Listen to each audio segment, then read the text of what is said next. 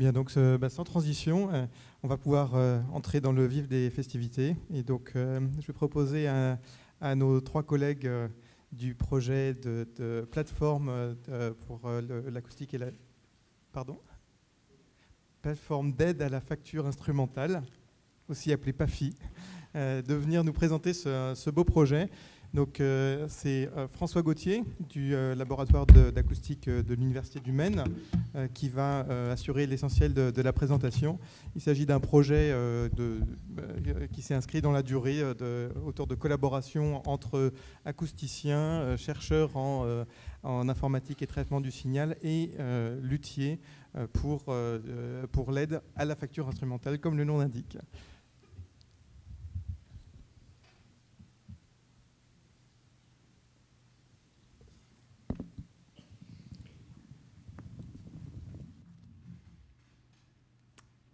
Merci. Bonjour à tous et à toutes. Donc le sujet de cet après-midi va concerner les liens acoustiques-lutherie. Lorsqu'on joue d'un instrument, quel qu'en soit le type, à vent ou à cordes, un mécanisme excitateur complexe sollicite la structure qui produit le son. Ce qu'on appelle l'aide à la lutherie, c'est l'étude des relations qui existent entre la production musicale finale et des éléments relevant de la fabrication de l'instrument. Donc un lien entre descripteurs des sons et caractéristiques géométriques. Quand il s'agit d'un instrument à vent, précisons un petit peu les choses. Le geste excitateur, donc en l'occurrence ici le mouvement d'une anche par exemple de clarinette va solliciter un résonateur qui est ici le tuyau et non pas la corde qui lui-même va être amené à rayonner dans l'espace. Et donc là il ne s'agit pas d'une caisse mais il s'agit d'un trou. Je m'excuse de ce copier-coller malheureux pour construire ce transparent. Et donc, c'est l'association de la colonne de fluide avec le trou, l'élément rayonnant, qui produit au final le son que l'on entend. Et l'aide à la lutherie dans ce contexte-là consiste à analyser ce qu'on appelle l'impédance acoustique, donc une caractéristique du résonateur qui entre autres contient comme caractéristique profonde donc des fréquences dites de résonance. Donc sur la courbe du bas, vous voyez une impédance d'entrée acoustique d'un conduit dont les maxima vont donner les fréquences possibles de jeu. Donc fabriquer un instrument juste, c'est maîtriser la position de ses pics.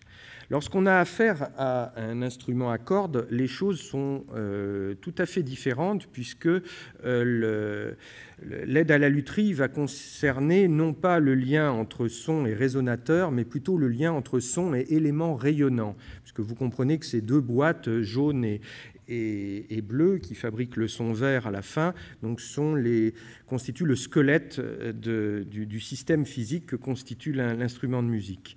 Et donc, faire de l'aide à la lutherie, ça consiste à venir analyser un objet qui est beaucoup plus difficile d'accès que le résonateur parce qu'il faut beaucoup plus de paramètres pour le qualifier. Une simple fréquence ne suffit pas. Jouer d'un instrument... La première chose que l'on demande à un instrument à vent, c'est de jouer juste. C'est absolument pas ce qu'on demande à un instrument à cordes. Si l'instrument à cordes joue faux, c'est simplement parce que vous l'avez mal accordé, donc vous avez juste un petit tour de mécanique à faire, et puis les choses se règlent d'elles-mêmes. Donc le problème est de nature très différente pour les vents et pour les cordes. Et on va focaliser le discours de cet après-midi plutôt sur les cordes. Donc je vais commencer par vous montrer une petite vidéo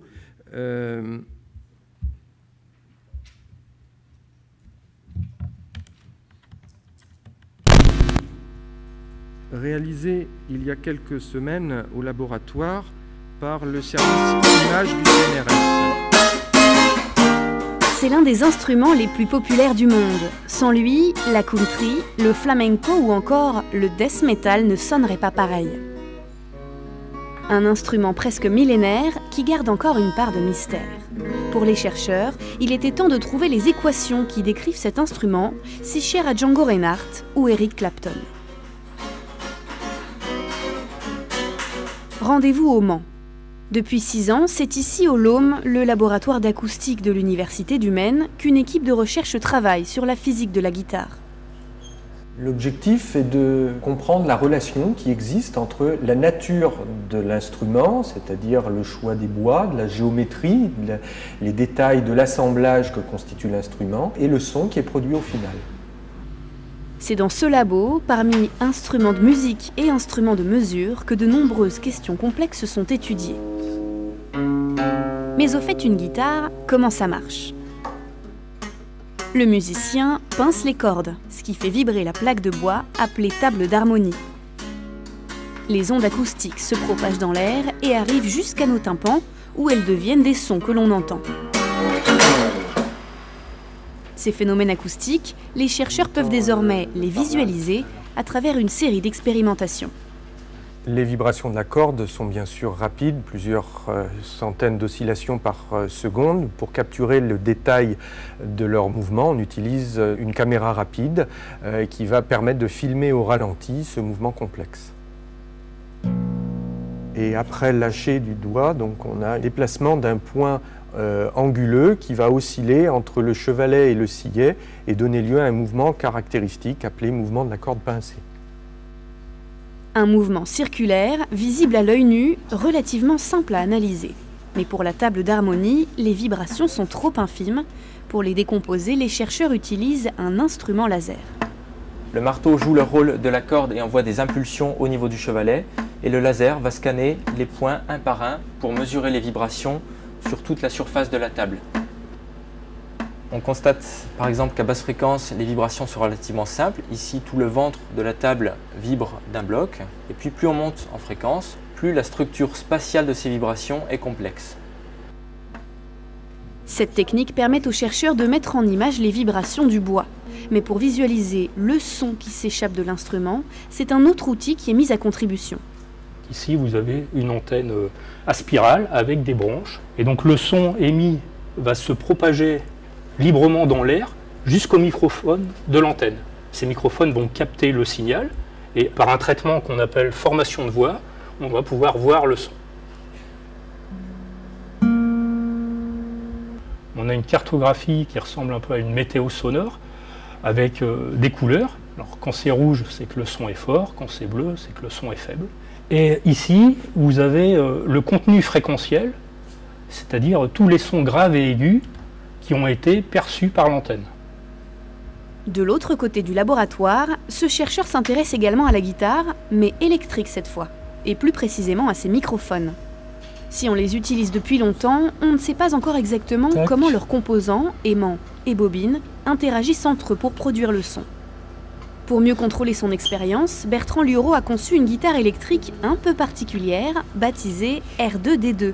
Mais rien à voir avec le droïde, c'est en fait une version simplifiée de la Stratocaster de Jimi Hendrix. Un bout de corde est collé sur un support qui lui-même est entraîné par un pot vibrant qui va donc exciter le microphone dans un mouvement harmonique extrêmement simple.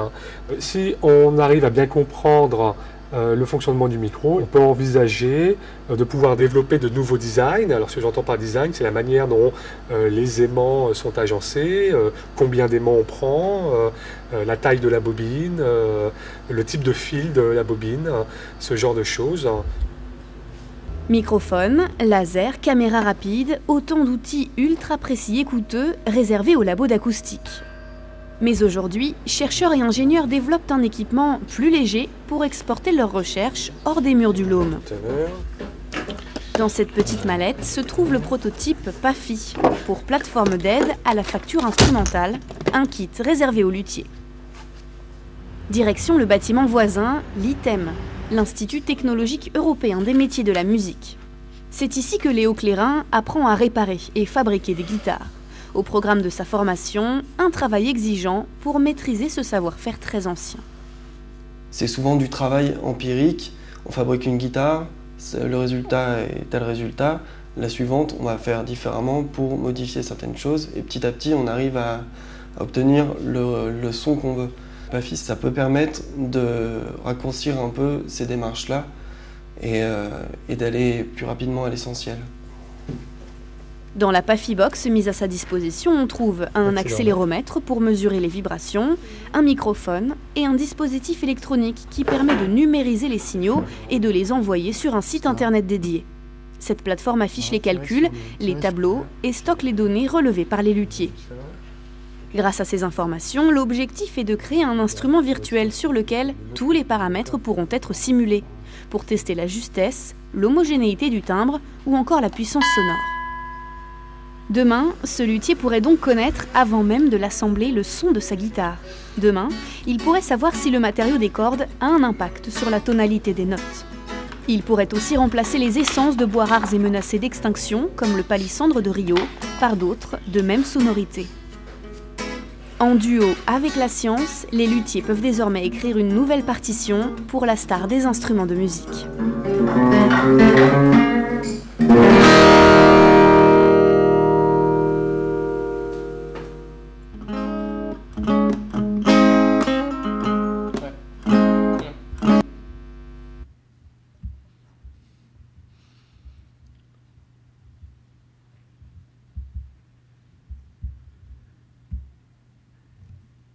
Bien, donc après cette overview un petit peu d'un certain nombre de techniques expérimentales permettant d'approcher le comportement de l'instrument, on va venir focaliser la suite de la discussion sur plusieurs points dans le but de préciser la nature des outils qui peuvent être utilisés. On a compris que le mouvement de la corde pincée donc, était le moteur de tout. Et donc la cinématique que vous voyez à l'écran donne lieu à des efforts transmis au niveau du chevalet. Si vous regardez donc le point d'accrochage de la corde avec la partie mobile de l'instrument, donc le chevalet, vous voyez qu'il n'y a que deux états possibles, une direction donnée vers le haut et une direction vers le bas. Donc l'effort, qui n'est autre que la projection de la tension exercée par cette corde, qui donc ne prend que deux angles possibles au niveau du chevalet, vous voyez que cette projection, elle est binaire, soit si on a une composante verticale ascendante, soit une composante verticale descendante. Donc, vu de la table, dont la fabrication constitue le métier du luthier, vu de la table, la force qui est appliquée est en fait un créneau, avec un rapport cyclique qui dépend des caractéristiques de la position du point de pincement. Mais en tous les cas, c'est une force de type créneau qui est appliquée à la structure. Lorsque ce type de créneau est appliqué, donc il y a un certain mouvement de la table qui va se mettre en place. Vous voyez ici une simulation numérique opérée par plusieurs collègues donc, dans les années passées, en l'occurrence Grégoire Dervaux, qui à l'époque était doctorant, et ses encadrants Antoine Schein et Patrick Joly, donc, qui avaient développé qui développent toujours des méthodologies numériques avancées portant sur la physique des instruments de musique. Donc ici, il s'agit du calcul dans le domaine temporel, de l'évolution du champ de déplacement de la table que l'on voit ici en vue de dessus. Donc vous voyez ici que la corde est en train d'armer la table, il y a une déformée quasi statique. Puis le point de pincement va se trouver être libéré et vous voyez donc des oscillations naviguer dans l'espèce de mare que constitue la table. Donc vous voyez comme s'organiser dans l'espace l'oscillation mécanique de la table vibrante. Côté acoustique, on va avoir un comportement transitoire également très complexe. Les quelques secondes de vidéo là, que je vais vous projeter, toujours issus des travaux d'Hervaux, Schein, Joly, nous permettent de mesurer un petit peu la complexité et la nature du champ acoustique qui se trouve être raccordé donc, à la vibration mécanique Donc là, vous voyez le départ de l'oscillation, vous voyez un petit peu les variations de pression à l'intérieur de la boîte et à l'extérieur de la boîte. Donc il y a une variabilité spatiale du champ qui est très grande. Là, vous en prenez conscience avec un champ qui est purement exprimé en linéaire. Là, le même diagramme les mêmes simulations va être tracées, mais c'est simplement le niveau en décibels qui localement est calculé. Donc vous voyez des patterns de directivité qui sont plus clairement visibles dans ce type de représentation. Donc voilà à quoi ressemble l'événement acoustique qui donne lieu au son qui nous intéresse. Si on zoome un petit peu sur les choses, donc dans l'idée de procéder à des analyses de type temps-fréquence, spectrogramme, eh bien on va venir révéler des caractéristiques plus profondes de l'instrument.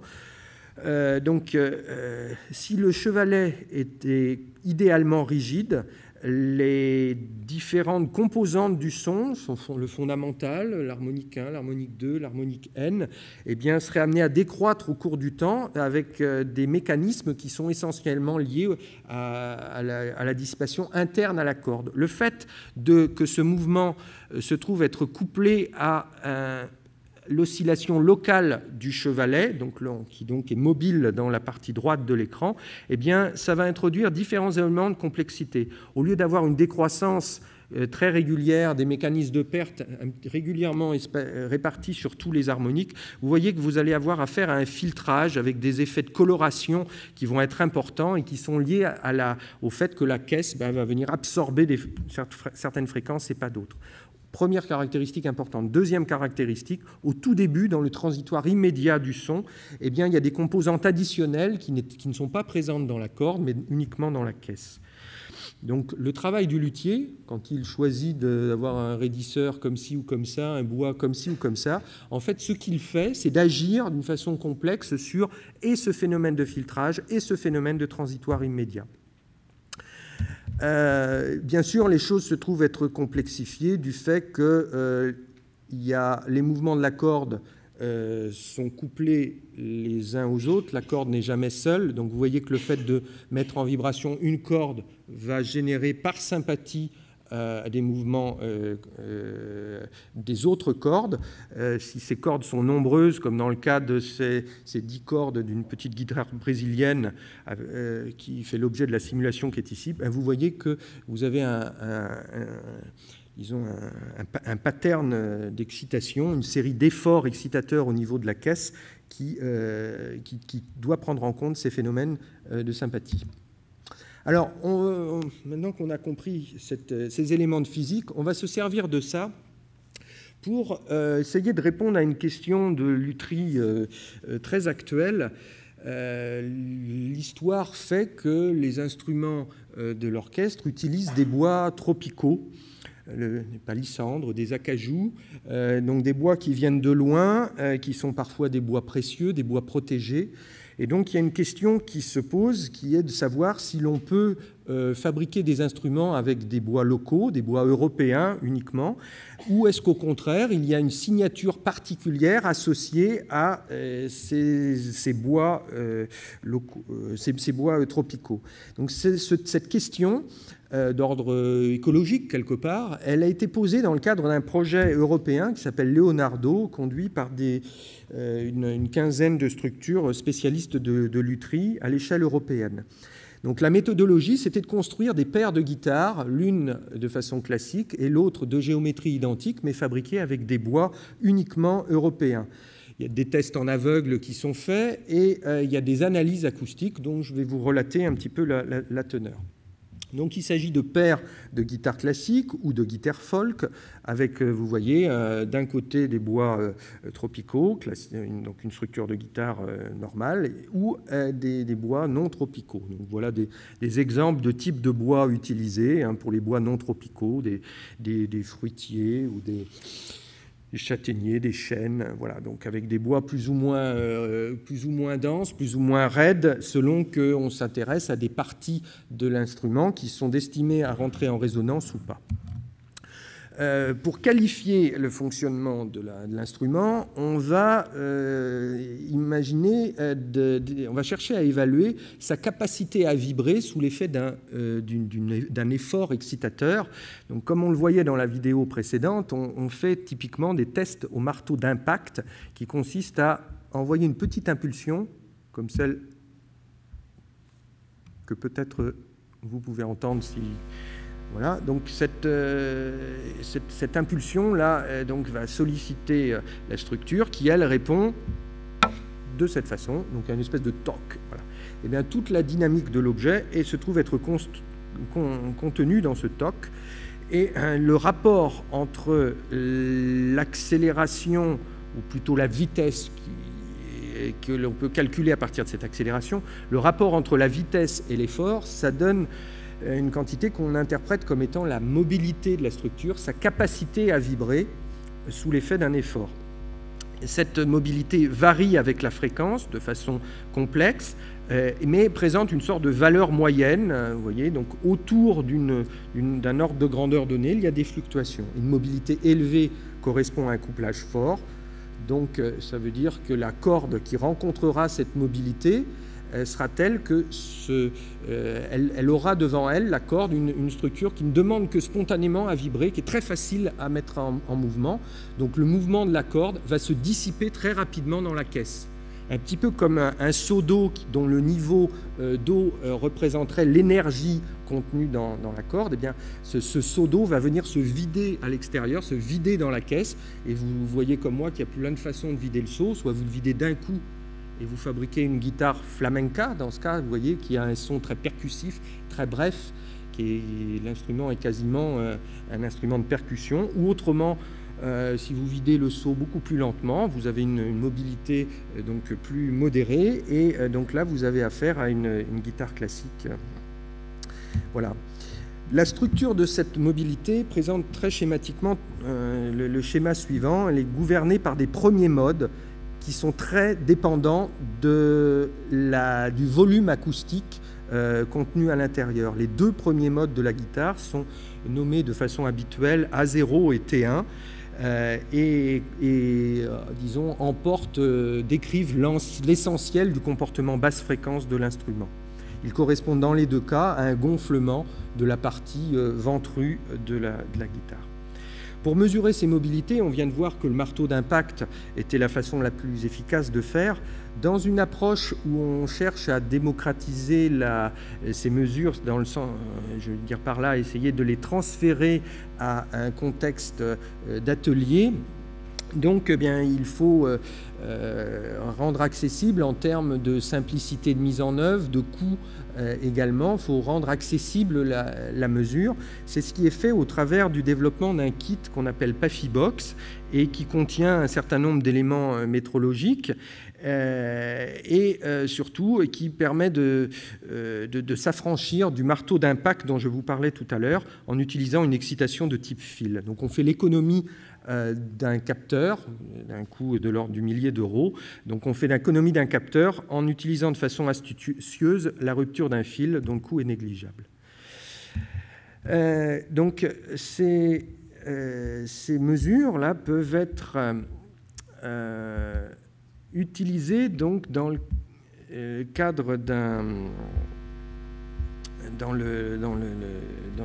d'une plateforme qui s'appelle PAFI, que vous voyez à l'écran, qui est constituée d'une base de données comprenant des instruments que l'on parcourt ici. Et donc à chacun de ces instruments est accroché une série de mesures. Et donc ces mesures sont de différentes natures. Il peut s'agir de réponses donc de sons musicaux ou au contraire d'impulsions comme celle que l'on vient de mentionner résultant de l'action d'un fil ou de l'action d'un marteau. Donc il y a plusieurs types d'informations dans cette base de données qui constitue un lot de signaux sur lequel des post-traitements peuvent être appliqués. Donc c'est l'esprit de la démarche. Chacun de ces signaux là peuvent être regroupés au sein de paniers qui constituent des sous-groupes sur lesquels donc une analyse thématique peut être donnée. Donc ici par exemple le projet Leonardo que je vous mentionnais tout à l'heure. Vous voyez, toutes les mesures Leonardo peuvent être regroupées dans le même projet.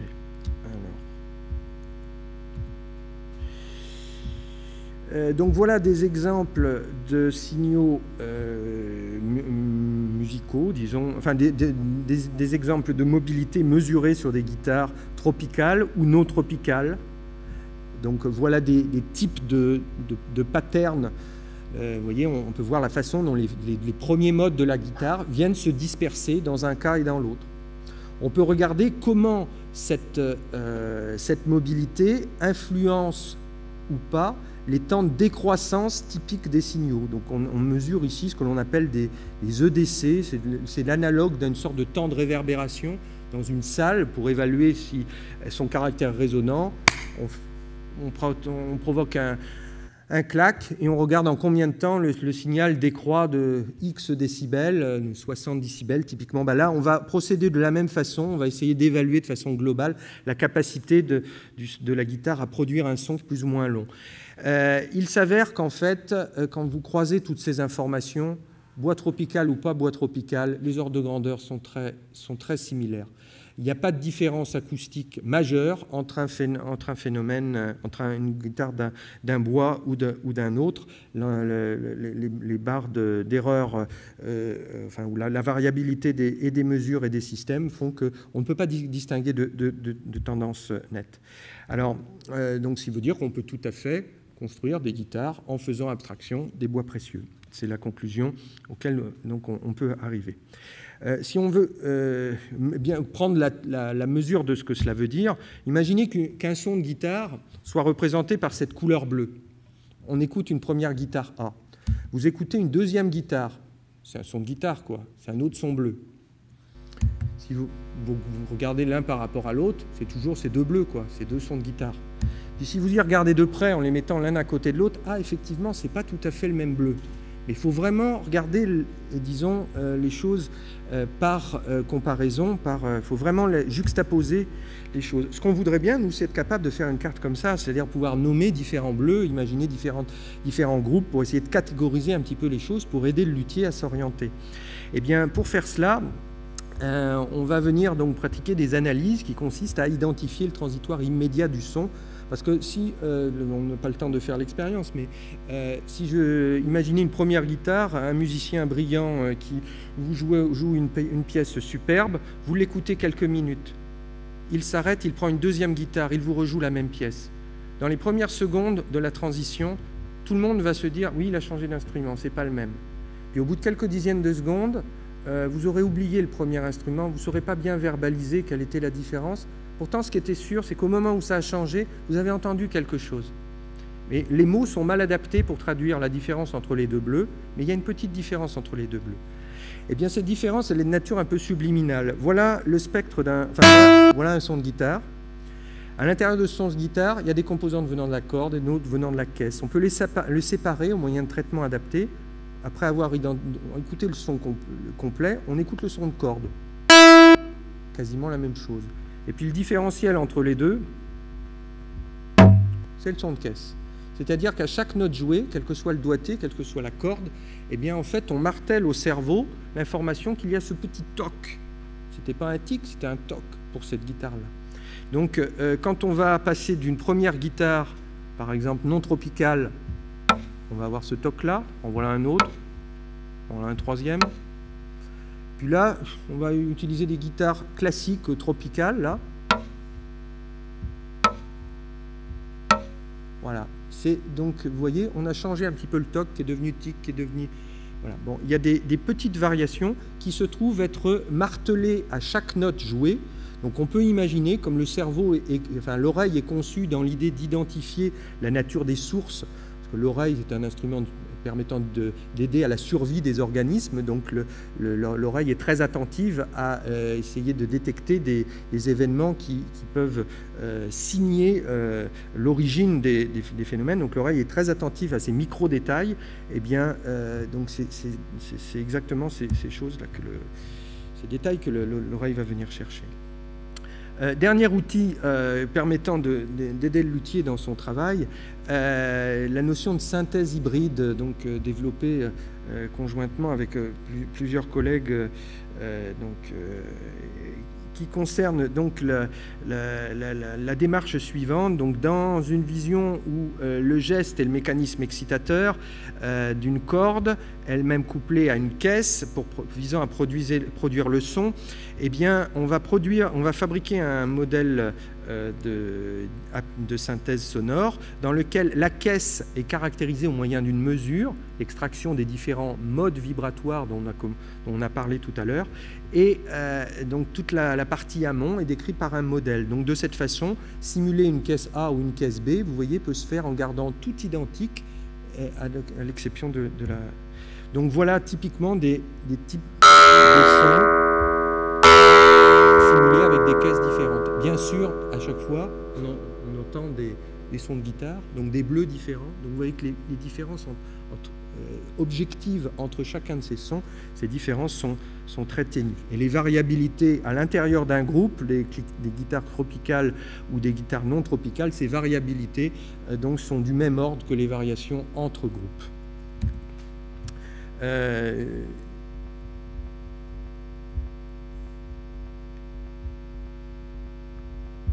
Donc, ce que je vous dis là peut être entré à l'intérieur de cette plateforme. Donc, vous voyez ici la façon d'accéder. Donc, il y a un portail à partir duquel on peut se loguer en déclarant donc son identité. Il y a une zut. Excusez-moi. Voilà. Donc il y a 3 structures qui sont partenaires pour développer cette plateforme. Il y a tout d'abord l'ITEM, l'Institut technologique européen des métiers de la musique, qui est une école de lutherie qui concerne tous les instruments de l'orchestre, à l'exception du violon et apparentés, les instruments de quatuor, et puis l'orgue. Mais mis à part ça, tous les instruments de l'orchestre sont représentés. Il y a le laboratoire d'acoustique de l'Université du Maine, spécialisé dans la physique des instruments de musique, et puis Télécom Paris Tech, en particulier son laboratoire de traitement de signal qui s'intéresse à l'analyse des signaux audio. Donc c'est conjointement entre ces 3 structures que l'on cherche à développer cette démarche. Donc après être logué sur la plateforme, on peut venir y déposer des signaux sur la base de données dont on a parlé et procéder à différents types d'analyse et de synthèse.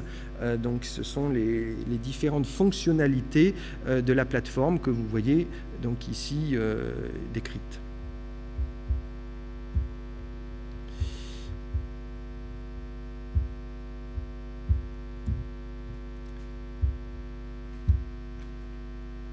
Pour alimenter le caractère pédagogique associé à cette plateforme, parce que communiquer avec développer des liens entre acoustique et lutherie, c'est aussi faire interagir 2 communautés dont les sphères professionnelles sont très disjointes. L'atelier du luthier est quelque chose qui est très loin, disons, des techniques de laboratoire, et de même que les gens de laboratoire ne connaissent pas la réalité du travail du bois et de la complexité des choix et des assemblages qui sont à faire. Donc il y a un vrai travail de pédagogie pour que les 2 mondes arrivent à communiquer, et on œuvre dans ce sens, et on cherche en particulier à développer des démonstrateurs acoustiques, donc utilisant la notion de lutherie sauvage. La lutherie sauvage, c'est la fabrication d'instruments de musique à base d'éléments de récupération. Et ces démonstrateurs acoustiques, on s'en sert pour venir tester différents outils d'analyse et de synthèse. Il s'agit en fait là d'une mallette pédagogique qui est destinée tant aux plus jeunes, au bac-15, qu'aux plus vieux, bac+5 typiquement.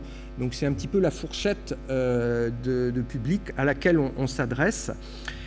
Cette mallette a vocation à être développée donc dans les écoles primaires. Il y a quelques prototypes qui sont actuellement testés autour du Mans.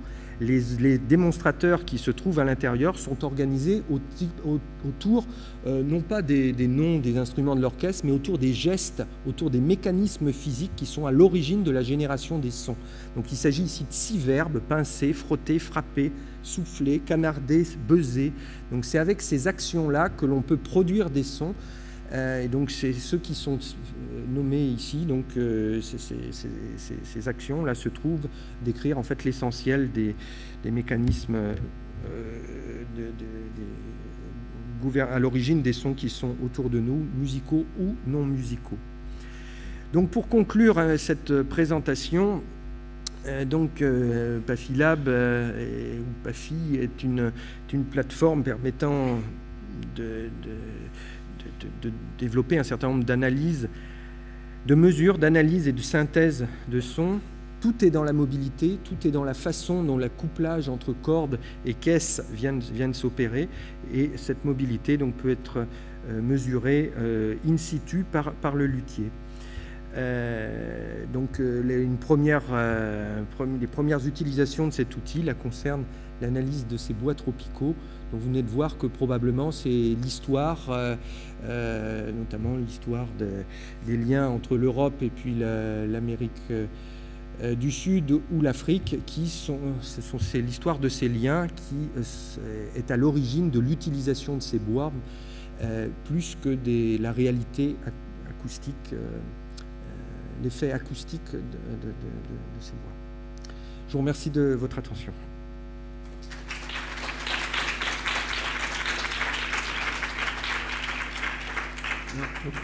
Peut-être, il y a quelques éléments complémentaires qui peuvent être fournis par mon collègue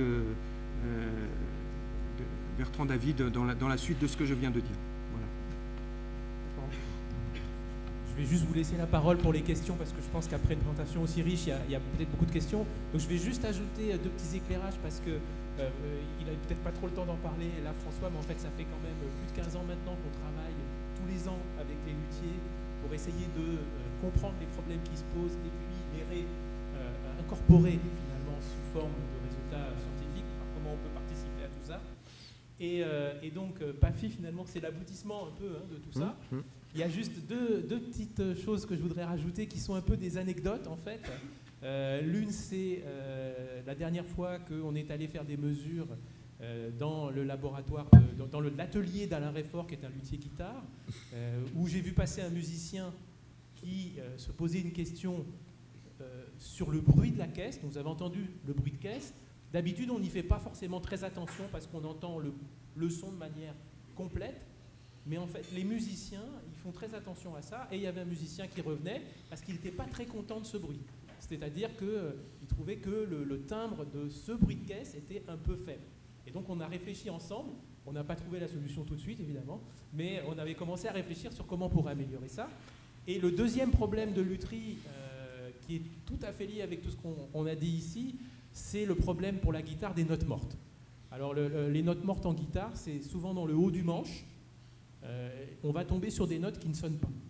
Alors, il y a la note du loup, vous connaissez peut-être pour le violoncelle, mais il y a un petit équivalent pour la guitare, et c'est lié à ces problèmes de couplage qui sont donc complètement centraux dans les instruments de musique, avec une alternative, soit il y a un couplage suffisamment fort, ça bouge bien, ça fait beaucoup de son, mais ça prend toute l'énergie et ça tombe tout de suite, soit ça dure plus longtemps, on fait chanter, mais à ce moment-là, c'est pas assez fort. Or pour la guitare, notamment si on veut jouer en concerto par exemple, la puissance sonore de l'instrument, c'est un des facteurs critiques. Voilà, alors je voulais vous présenter d'autres choses, mais je pense que c'est mieux de poser des questions. On aura le temps d'en parler aux ateliers. Si vous venez voir, il y a 3 ateliers qui vont tourner autour de la lutherie sauvage, des analyses de mobilité et des analyses de son, puisque le côté qu'apporte donc Télécom Paris-Tech à ce projet-là, c'est une partie d'estimation du son pour essayer de mettre en chiffres un peu, d'objectiver ce qu'on entend. Alors, notamment en termes justement de cette décroissance énergétique. Voilà, merci Rémi, et je repasse la parole à François pour répondre. Et à vous pour les questions. Donc voilà, est-ce qu'il y a des questions dans la salle sur cet exposé? Alors moi j'ai une petite question, on a donc la facture instrumentale, donc c'est un domaine large, le focus de PAFI a été beaucoup sur la guitare. Donc forcément, j'imagine qu'il y a des problèmes similaires qui se posent sur d'autres instruments à cordes, mais est-ce que il y a des perspectives déjà dans les cartons pour des kits qui seraient pour peut-être des facteurs d'autres instruments? Bien sûr. Donc il y a au moins 2 axes de travail, les vents et les cordes. Donc par l'étude des vents est d'un autre ordre. On a compris tout à l'heure qu'il s'agit essentiellement d'essayer d'anticiper la position d'un certain nombre de pics de résonance d'une colonne de fluide, donc la perce gérée par la perce interne d'un tuyau. Donc ça se calcule, ça se modélise, ça se mesure. Donc il y a des outils en ligne appelés PAFI-Vent qui permettent de faire ça, qui n'est pas forcément l'objet de la présentation de cet après-midi, mais il y a un symétrique instrument à vent à cette partie instrument à cordes. Voilà. Merci. Est-ce qu'une autre question? Alors, on va vous passer un micro pour poser votre question. Enfin, j'ai deux questions, mais à la limite, vous pouvez simplement répondre par oui ou par non, et ça peut être suffisant. Est-ce que, puisque vous êtes intéressé particulièrement à la guitare, est-ce que vous avez quelque part étudié aussi, plus particulièrement pour les musiciens classiques, la façon dont le musicien classique travaille la corde à la main droite, c'est-à-dire quelle est la différence entre un buté et un pincé? Que se passe-t-il? Vaut-il mieux attaquer la corde de manière orthogonale, plutôt penchée? Enfin voilà, des tas de questions qui se posent aux guitaristes, plus aux guitaristes qu'aux luthiers d'ailleurs, mais j'ai l'impression que vous êtes plus sur les luthiers. Et puis la deuxième question, est-ce qu'il y a des études concernant la qualité des cordes? Quelle est la différence entre une corde métallique et une corde nylon? Est-ce qu'il n'y aurait pas moyen de faire un amalgame des deux? Voilà, des tas de questions qui pourraient peut-être faire évoluer, pas le luthier, mais peut-être plus le guitariste. Alors, toutes vos remarques et questions sont très pertinentes, très justes. On retrouve ces problématiques, ces questionnements dans les discours des luthiers, de beaucoup de musiciens. Alors, donc je retiens deux questions, la nature des cordes et puis comment le geste influence le son qui est produit. Donc oui, le geste joue un rôle majeur. La corde peut vibrer selon deux directions, verticale, horizontale. Donc il y a une vibration bleue, une vibration rouge, on appelle ça les polarisations de la corde. Évidemment, selon le geste que l'on adopte, on va privilégier l'une ou l'autre de ces deux polarisations. Et le timbre associé à ces deux polarisations n'est pas le même. Donc en fait, ce qui est réalisé par le geste complexe du musicien, c'est ni une excitation bleue, ni une excitation rouge, mais c'est tout le temps un bleu plus rouge égale violet qui se trouve entre les deux. Donc, et la façon dont on va avoir un doigt plus ou moins parallèle au plan des cordes, eh bien, ça va modifier ce timbre. Donc du point de vue de la physique, on peut dire des choses, des relations entre timbre et geste. Après, la réalité de ce qui se passe au moment du lâcher, c'est quelque chose qui est très complexe, qui met en jeu des déformations locales de la pulpe du doigt. La nature de ce contact influence beaucoup l'histoire temporelle de la corde. Et il y a des études spécifiques là-dessus. Le doigt, si j'ose dire, sur une des questions qui se pose vraiment très actuelle en acoustique musicale, c'est comment on incorpore ce geste, quelle est l'influence de ce geste sur le son. Parce que, alors ça, c'est des choses sur lesquelles on travaille en ce moment. On a parlé ici de l'influence des différents bois dans le son final, mais il y a effectivement l'influence des cordes. Alors là, tu vas peut-être répondre sur la deuxième partie, mais il y a l'influence des cordes, et notamment de la décroissance interne des cordes, c'est-à-dire comment elles dissipent l'énergie. Il y a de l'énergie qui est dissipée dans cette vibration-là, mais dans la vibration des cordes, il y a aussi de l'énergie qui est dissipée. Et puis, du coup, il y a aussi l'influence du geste. Donc c'est toute une chaîne. Qu'est-ce qu'on entend le plus? Est-ce qu'on entend, est-ce que le changement de table, on va l'entendre d'une manière, et puis le changement de geste d'une autre manière? Voilà, toutes ces questions ont beaucoup d'importance. Alors on se les est posées aussi dans un cadre historique, on peut dire ça. On n'est pas encore allé jusqu'au bout de cette démarche-là, mais quand on étudie des instruments anciens, dans le sens injouable, ils sont dans les musées, on peut peut-être reconstituer un petit peu l'instrument du point de vue mécanique, mais le geste qui vient avec cet instrument-là, c'est encore une autre étude, c'est une étude iconographique, et on n'a pour l'instant, à l'heure actuelle, pas vraiment les moyens d'inclure directement des indices qui viendraient de ces études iconographiques dans le son produit. Donc voilà, c'est vraiment une thématique de recherche très actuelle et très intéressante.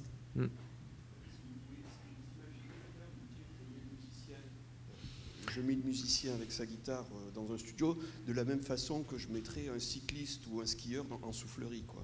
Et puis avec l'objectif d'améliorer la qualité du son du musicien. Est-ce que ça peut... Alors nous, évidemment, hein, on cherche à faire des instruments de musique complètement numériques et si possible aussi de remplacer le musicien, parce que quand même... Disons,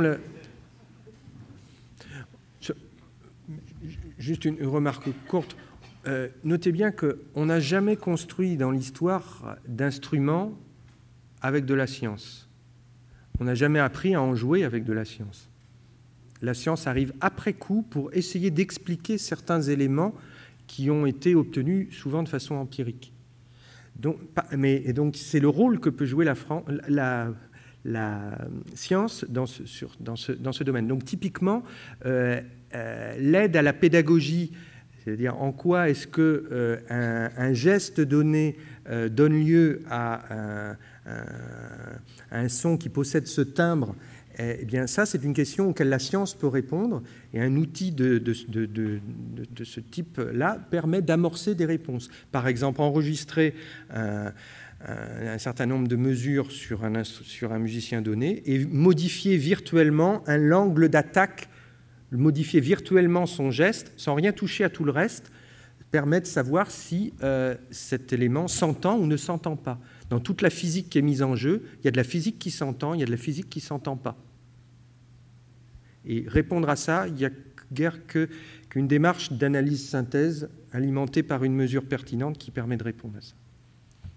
Merci. Alors, je crois qu'il y a donc toute une discussion qui va pouvoir continuer autour de l'atelier que proposent nos collègues de PAFI dans le hall ici. Et puis donc je vous propose de remercier chaleureusement François Gauthier et puis donc Bertrand David ainsi que Frédéric Ablitzer pour le travail qui a été présenté ici.